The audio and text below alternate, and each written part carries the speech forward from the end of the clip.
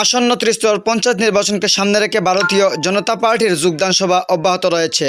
আজ গৌরনগর আরডি ব্লকের অন্তর্গত ইরানি গ্রাম পঞ্চায়েতের ২ নম্বর ওয়ার্ডে ভারতীয় জনতা পার্টির যোগদান সভা অনুষ্ঠিত হয়। আজকের এই যোগদান সভায় উপস্থিত ছিলেন ভারতীয় জনতা পার্টির রাজ্য সম্পাদক কমল দে, উপস্থিত ছিলেন ইরানি শক্তি কেন্দ্রের ইনচার্জ আব্দুল কবির, উপস্থিত ছিলেন ভারতীয় জনতা পার্টির অন্যান্য সমস্ত কার্যকর্তাগণ। আজকের এই যোগদান সভায় ভারতীয় জনতা পার্টির বিভিন্ন উন্নয়নমূলক কাজের কথা তুলে ধরেন। আজকের এই যোগদান সভায় কংগ্রেস দল ত্যাগ করে ২ পরিবারে ৫ জন ভোটার ভারতীয় জনতা পার্টিতে যোগদান করেন। প্রতিনিয়ত ইরানি গ্রাম পঞ্চায়েতের বিভিন্ন জায়গায় কংগ্রেস দল ত্যাগ করে ভারতীয় জনতা পার্টিতে যোগদান করছেন। Bureau report, star Tripura.